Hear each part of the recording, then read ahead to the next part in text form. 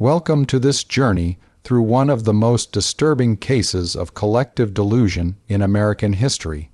Tell us where you're watching from now, because this story will challenge everything you thought you understood about faith, fear, and the terrible power of belief in a way few other accounts can. We're about to delve into a mystery that consumed an entire community in the Ohio Valley, where a charismatic preacher defied all rational boundaries and left a legacy so dark that 8 innocent lives were extinguished before anyone could stop the horror unfolding in a forgotten corner of Appalachia. It was the year 1923. The world was emerging from the shadow of the Great War, still reeling from the Spanish flu pandemic that had killed millions. In America, Prohibition had driven drinking underground.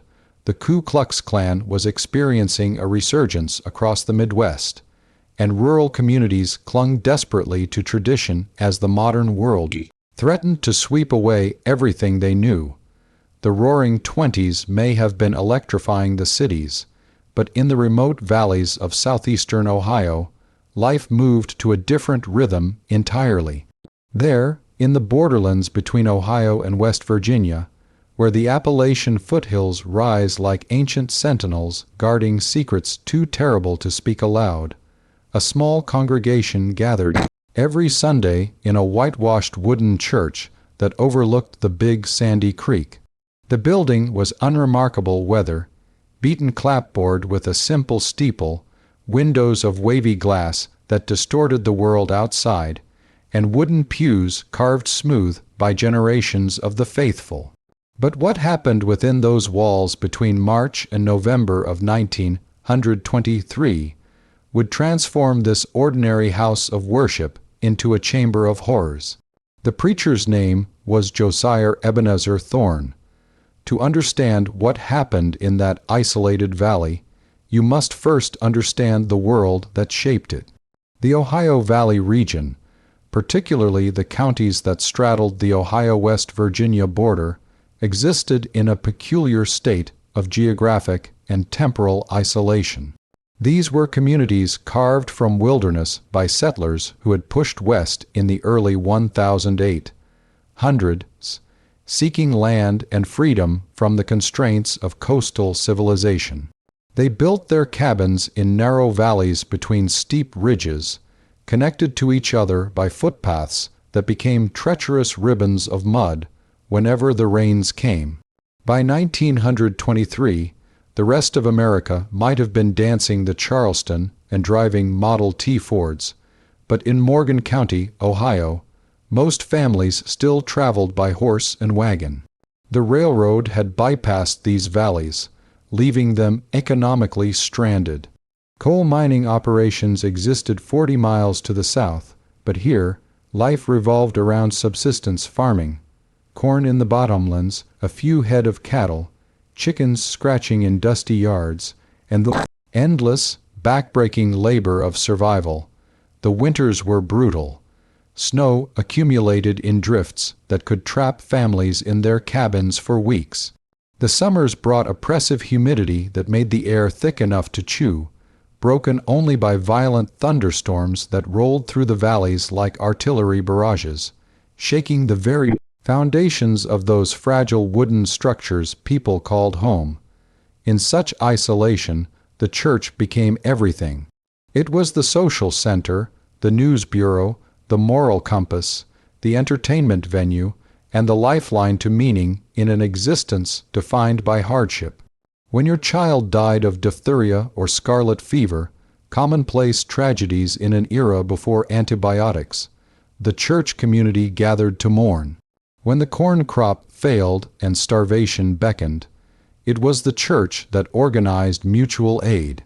When the darkness of winter depression settled over a household, threatening sanity itself, it was Sunday services that provided a reason to persevere.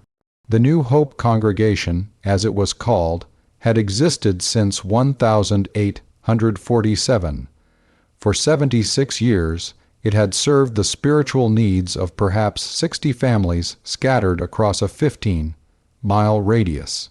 The church building itself sat on a small plateau overlooking Big Sandy Creek, which ran swift and cold with snowmelt in spring, dwindled to a trickle in late summer drought, and occasionally flooded with devastating force during the autumn storms.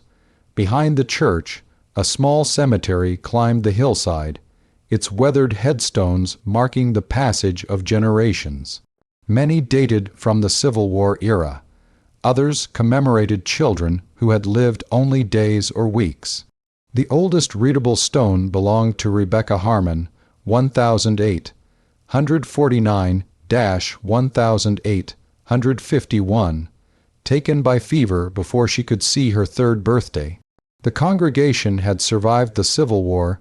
These were predominantly Union sympathizers, though a few Confederate families had also worshipped here in an uneasy truce once the fighting ended. They had survived the economic panics of the late 1800s, the typhoid outbreak of 1891, the Great Flood of 1913 that had drowned 3 members and destroyed a dozen homes. They were survivors, resilient, God-fearing in the way that only people who live perpetually at the mercy of nature can truly be. But resilience, as we shall see, can be twisted into something else entirely when the right kind of charisma meets the right kind of desperation. Josiah Thorne arrived in the valley in February 1923. He came during a particularly harsh winter, when snowdrifts reached the windowsills of the cabins and the thermometer hadn't risen above freezing in 6 weeks. The previous minister, Reverend Thomas McKinley, had died suddenly on Christmas Eve, a stroke that felled him in the middle of decorating the church for the holiday service. He was 71 years old and had led the congregation for 33 years. His death left a void that seemed to echo through the valley like a wound that wouldn't close. The congregation needed a new shepherd. Josiah Thorne seemed like an answer to prayer. He was 42 years old, tall and lean with dark hair silvered at the temples, a strong jaw, and eyes that witnesses would later describe as burning with an inner light. He spoke with an educated diction unusual for the region, using biblical quotations and theological arguments that demonstrated extensive study. His sermons were passionate, dramatic, filled with vivid imagery of spiritual warfare between the forces of light and darkness. Most importantly, he seemed to genuinely care about his flock. He visited the sick, prayed with the dying, counseled the troubled. When Samuel Brennan's barn collapsed under the weight of snow, Thorne was there with a hammer, helping to rebuild. When Martha Whitfield's husband was injured in a logging accident, Thorne brought food and firewood to the family. Within weeks, the congregation had voted unanimously to make him their permanent minister. No one questioned where he had come from. No one asked why a man of such obvious education and ability would choose this forgotten valley for his ministry. No one wondered what had driven him to seek isolation in one of the most remote corners of Appalachia. These questions would haunt survivors for the rest of their lives. The change began gradually, almost imperceptibly. At first, Thorne's sermons were simply more intense than Reverend McKinley's gentle homilies.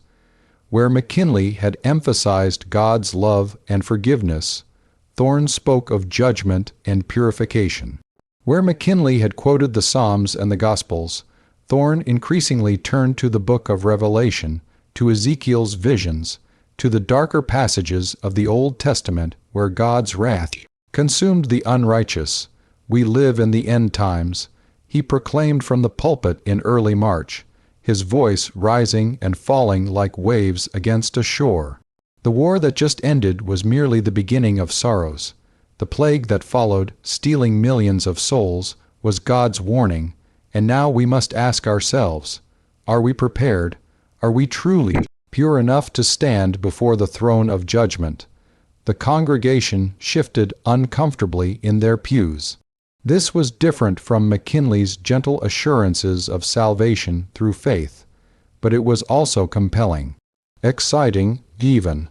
In a life defined by monotony and hardship, Thorne's passionate sermons offered drama, significance, a sense that their little community mattered in the cosmic struggle between good and evil. Sunday services began running longer 2 hours, then 3. Thorne would preach himself into a fever pitch, sweat streaming down his face, his voice hoarse with intensity. People began having religious experiences during services.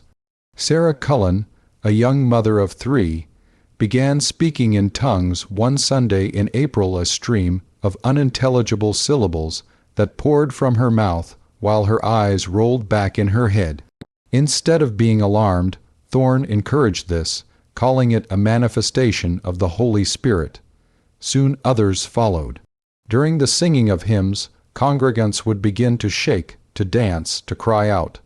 Thorne called these visitations from the divine. By May, he had introduced Wednesday evening services as well. Then Friday night prayer meetings. The community's entire social rhythm began to reorganize around the church schedule. Families who had previously gathered on their own porches for evening conversation now found themselves at church 5, then 6, then 7 nights a week. Thorne began teaching about spiritual purity in increasingly specific terms. Coffee was sinful, a stimulant that interfered with divine revelation. Tobacco was an abomination. Meat should be eaten sparingly, if at all. Women's hair should never be cut. Men should grow beards as Abraham and Moses had done. Some families resisted these strictures. Henry Blackwood, a farmer who had been with the congregation for 40 years, stood up during a service in June and objected. "Reverend, with respect, I don't see where the Bible says coffee is a sin," he said, his voice uncertain but determined. "My grandfather drank coffee every morning of his life, and he was as godly a man as ever lived." The church went silent. Thorne turned slowly to face Blackwood, and those who were present later said his expression was terrible to behold, not angry, but pitying, as though he were looking at a man already condemned. "Henry Blackwood," Thorne said softly, "your grandfather is burning in hell because he refused to pursue complete purity. Would you follow him there? Would you drag your wife and children into the flames because of your prideful attachment to a bitter drink?" Blackwood's face went white. He opened his mouth to respond, but no words came. The weight of the congregation's stares pressed down on him. He sat down heavily, looking shattered. The Blackwood family stopped attending services the following week. Within a month, they had sold their farm and moved to West Virginia to live with relatives. The speed of their departure, the way they seemed almost to flee, sent a message to the remaining congregants. You were either completely committed or you were cast out. No one else questioned Thorne's teachings after that. Summer brought a drought. By July, Big Sandy Creek had shrunk to a series of stagnant pools. The corn in the fields withered, leaves curling brown under the relentless sun. Wells began running dry. Cattle stood listless in the heat, ribs showing through their hides. Thorne declared that the drought was a test of faith. He began leading the congregation in prayer vigils that lasted all night. They would gather in the church at sunset and pray without ceasing until dawn, singing hymns, reciting scriptures, crying out for rain. People were encouraged to fast not just from food, but from water as well, to demonstrate their complete dependence on God. Several of the elderly became dangerously dehydrated. Margaret Foster, 70, 3 years old, collapsed during one of these vigils and had to be carried home. Her daughter, Alice, insisted she needed water. "The body is merely a vessel," Thorne had said, looking at the unconscious woman with an expression of serene indifference. "It's the spirit that must be sustained. Your mother's weakness is spiritual, not physical. More prayer is what she requires. Margaret Foster died 3 days later. The doctor from the county seat, when he finally arrived a week after the death, listed the cause as dehydration and heat exhaustion. But at the funeral, Thorne offered a different interpretation. Sister Margaret has been taken home because her purification was complete. He intoned over the simple pine coffin. She has been found worthy. She is with God now, freed from this corrupt flesh. We should not mourn but rejoice. The congregation, desperate for meaning in the senseless death of a beloved elder, grasped at this interpretation.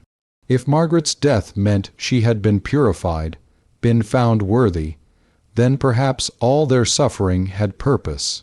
Perhaps the drought, the hunger, the exhaustion weren't punishments but refinements.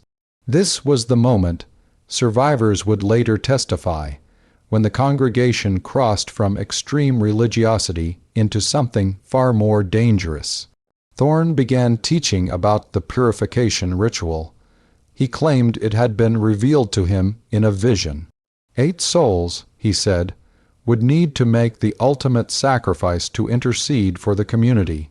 8 pure vessels would be called by God to pass through death and return, bringing with them the power to break the drought, to heal the land, to usher in a new era of blessing. Not a suicide, he was careful to clarify.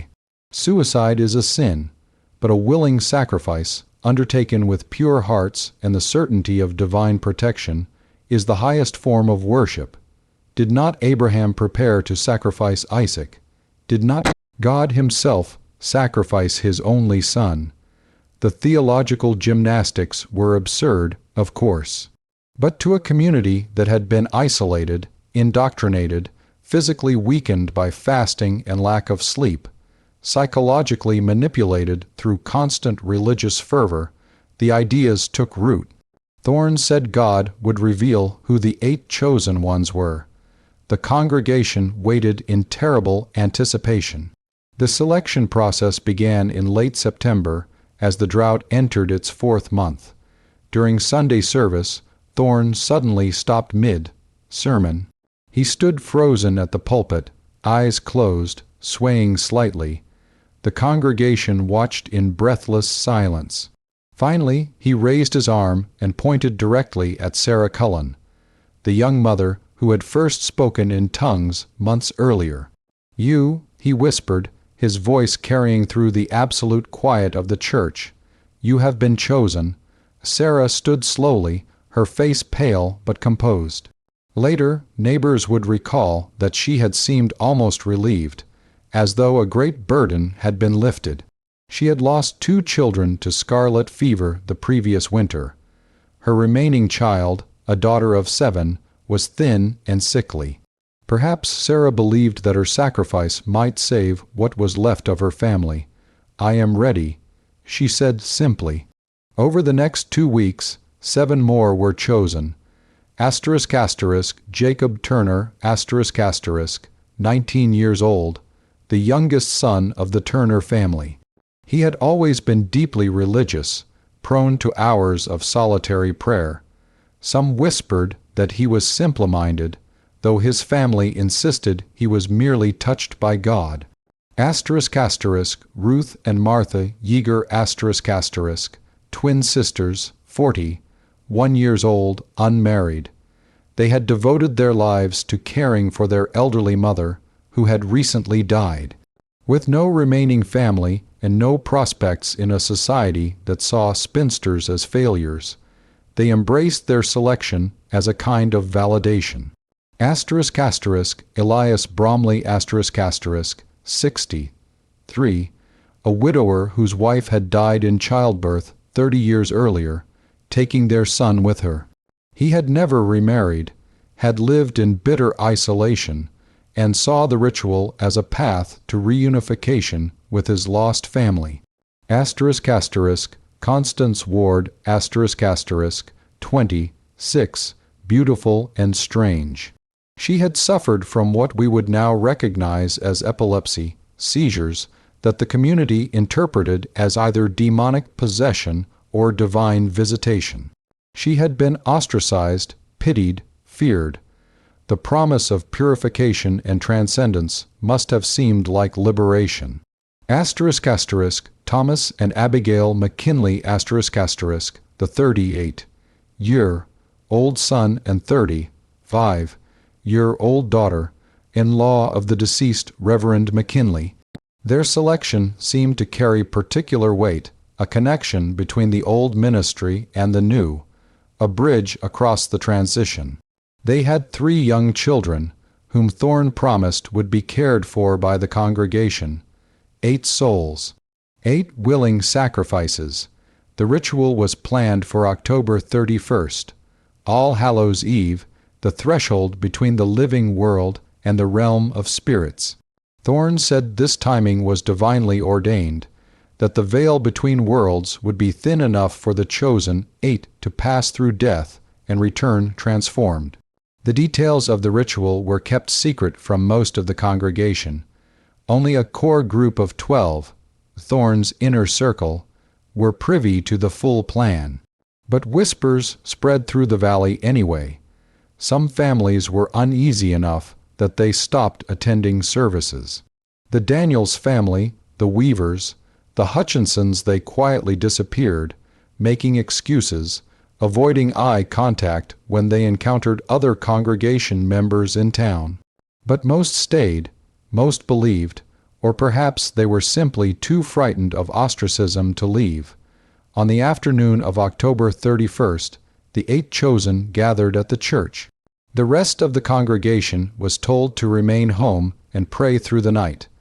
Only Thorne and his inner circle would be present for the actual ritual. What happened next was reconstructed later through the testimony of those inner circle members, through physical evidence, and through the horror that greeted investigators when they finally breached the locked church doors. The ritual began at midnight. The 8 chosen were dressed in white robes, burial shrouds, essentially, that Thorne had commissioned from a seamstress in the county seat. The woman later testified that she had been told they were for a living nativity scene and had thought nothing of it. The interior of the church had been transformed. Every window was covered with black cloth. Candles provided the only illumination, hundreds of them, their flames creating a flickering, hellish light that cast monstrous shadows on the walls.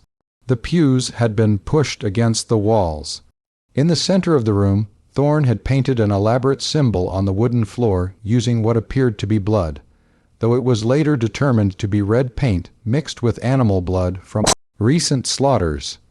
The symbol was a complex arrangement of circles within circles, with Hebrew letters Thorne claimed spelled out the name of God. Later analysis by religious scholars would reveal the letters were gibberish, a nonsensical arrangement that demonstrated Thorne's limited actual knowledge of Hebrew despite his claims of divine revelation. The 8 chosen stood in the center of the symbol, while Thorne and the 12 inner circle members formed a ring around them. Thorne began to chant long passages in what sounded like Latin, but was actually a corrupted mixture of church Latin, biblical Hebrew, and complete fabrication. The ritual proceeded in stages. First came hours of prayer and singing, then fasting, though the chosen 8 had already been fasting for 3 days prior. Then sleep deprivation. They were kept awake through the night by continuous chanting. Then physical mortification. They were encouraged to flagellate themselves with willow switches, to demonstrate their willingness to suffer. By dawn, the 8 were in a state of complete psychological breakdown. Exhausted, dehydrated, in pain, trapped in a locked building with a charismatic leader whose authority they had long since ceased to question, they were prepared to do anything Thorne commanded. What Thorne commanded was that they drink from the chalice. He had prepared a mixture. Later analysis would show it contained laudanum, a tincture of opium commonly available at the time, mixed with hemlock extract, belladonna, and other toxic plant materials that Thorne had apparently gathered from the surrounding forests. In small doses, these might have produced hallucinations or unconsciousness. In the doses Thorne had prepared, they were lethal. One by one, the 8 drank, Sarah Cullen first, then Jacob Turner, the Yeager twins together, holding hands, Elias Bromley, Constance Ward, finally Thomas and Abigail McKinley, who hesitated just briefly before drinking. The effects were rapid but not instantaneous. Within minutes, some began to convulse. Constance Ward vomited, her body rejecting the poison, but by then it was too late. Enough had been absorbed. Jacob Turner fell to the floor, his young body seizing violently. Sarah Cullen simply closed her eyes and lay down, as though going to sleep. The inner circle watched in growing horror as it became clear that this was not a symbolic death and rebirth. This was actual death. According to later testimony, several of the inner circle members tried to intervene. John Harrison, a farmer who had been swept up in Thorne's charisma but retained some capacity for rational thought, rushed forward to try to help Jacob Turner. Thorne stopped him. "Do not interfere with the will of God," he commanded, his voice cold and absolute. "They are passing through the veil. They will return. Have faith." But they did not return. Over the next hour, all 8 died. Some went peacefully, slipping into unconsciousness and then beyond. Others suffered terribly: convulsions, respiratory failure, their bodies fighting desperately against the poisons coursing through their bloodstreams. By sunrise, 8 corpses lay in the center of Thorne's painted symbol. The inner circle stood in stunned silence, the full horror of what they had participated in finally penetrating the fog of religious fervor.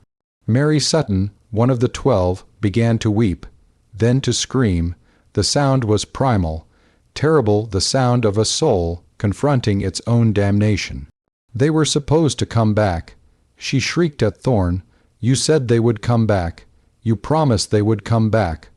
Thorne stood motionless, staring at the bodies. For the first time since arriving in the valley 8 months earlier, his composure cracked. His face went white. His hands trembled. "They will," he whispered, but the certainty was gone from his voice. "They will. We must continue to pray. We must wait for the resurrection." They waited for 3 hours. Nothing happened. Finally, around 9 in the morning, John Harrison pushed past Thorne and unlocked the church doors. He ran, stumbling, falling, picking himself up and running again, to the house of Dr. William Foster, the valley's only medical practitioner. Dr. Foster arrived at the church within 30 minutes, bringing with him the county sheriff, Lawrence Hayes. What they found defied immediate comprehension. The scene was medieval, nightmarish. 8 bodies in white robes, some contorted in death agonies, others appearing almost peaceful. The black, draped windows, the guttering candles, the blood, painted symbols, and Thorne, still standing in the center of it all, still waiting for the resurrection that would never come. Sheriff Hayes immediately placed Thorne under arrest. The inner circle members were also detained for questioning.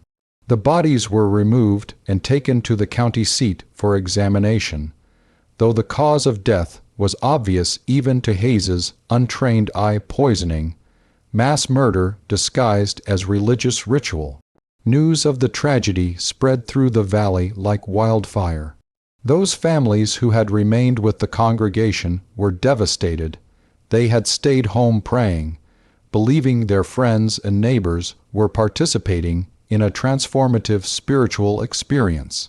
Now those people were dead, and those who had stayed home were grappling with the horrifying realization that they had been complicit through their silence and passive participation. The McKinley children, orphaned by the ritual, were taken in by relatives in Kentucky. Sarah Cullen's daughter survived, raised by an aunt who moved the child to Indiana, and changed their names to escape the stigma. The families of the other victims were left to mourn and to answer the terrible question: how had they allowed this to happen?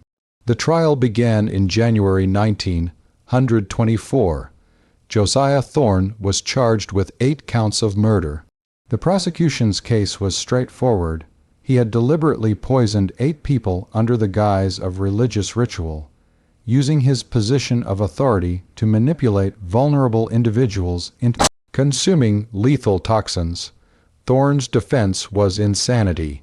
His lawyers argued that he genuinely believed the ritual would result in transcendence, that he was suffering from a delusional disorder, that he was as much a victim as the 8 who died. The trial lasted 3 weeks. The courtroom was packed every day with spectators, journalists from as far away as Cleveland and Cincinnati, and survivors from the Valley who came to bear witness. The most damning testimony came from the inner circle members. John Harrison, granted immunity in exchange for his cooperation, described in detail how Thorne had systematically isolated and manipulated the congregation.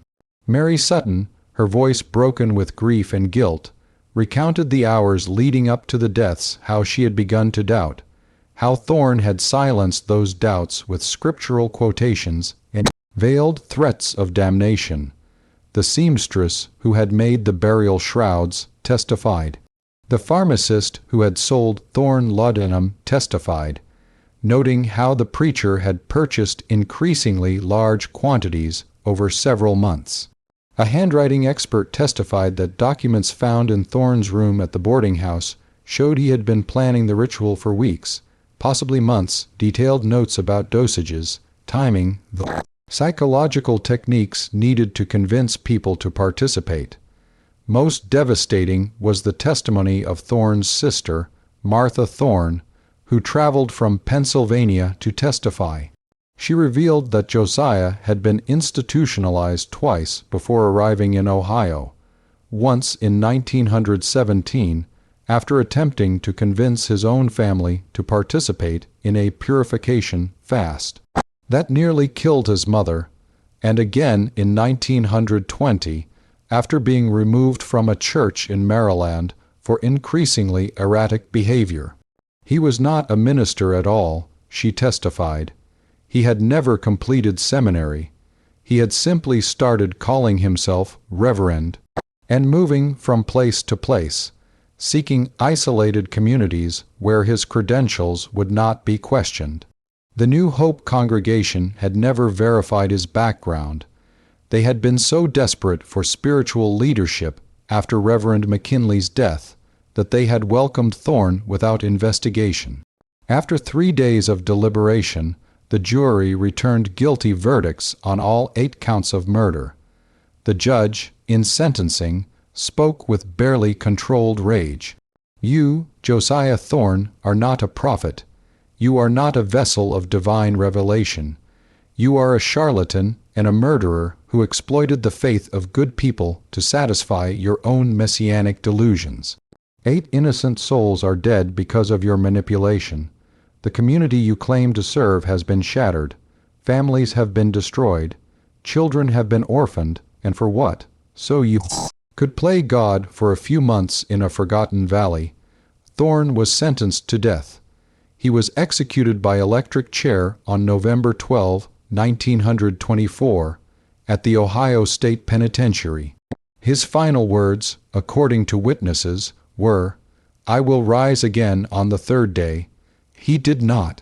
The inner circle members were charged with lesser crimes: reckless endangerment, complicity in criminal negligence. Most received sentences of 2 to 5 years.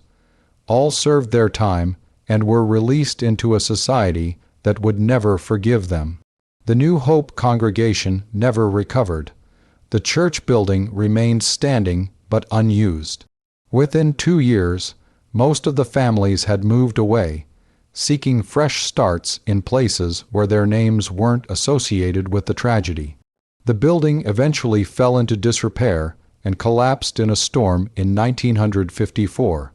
The cemetery remains.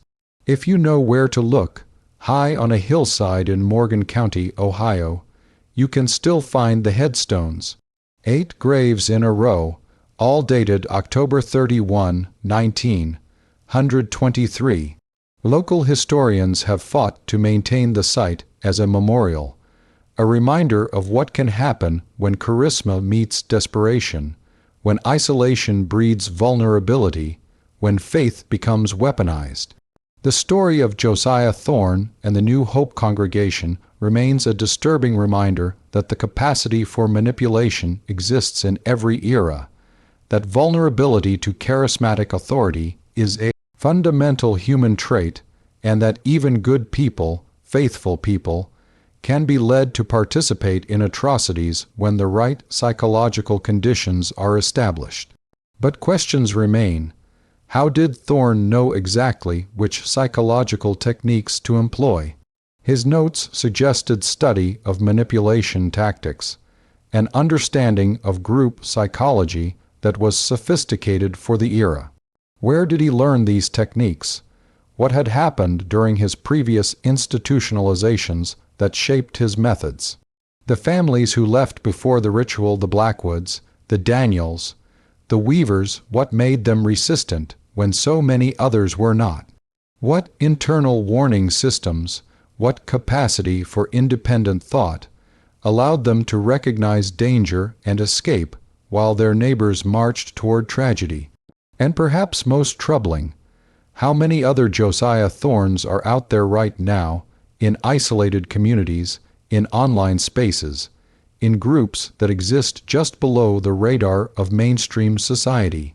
How many vulnerable people are being slowly, methodically prepared for their own versions of October 31, 1923?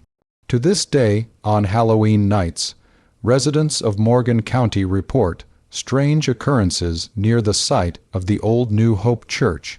Lights in the woods where no lights should be, the sound of hymns carried on the wind. These are likely just stories, the way communities process trauma through folklore.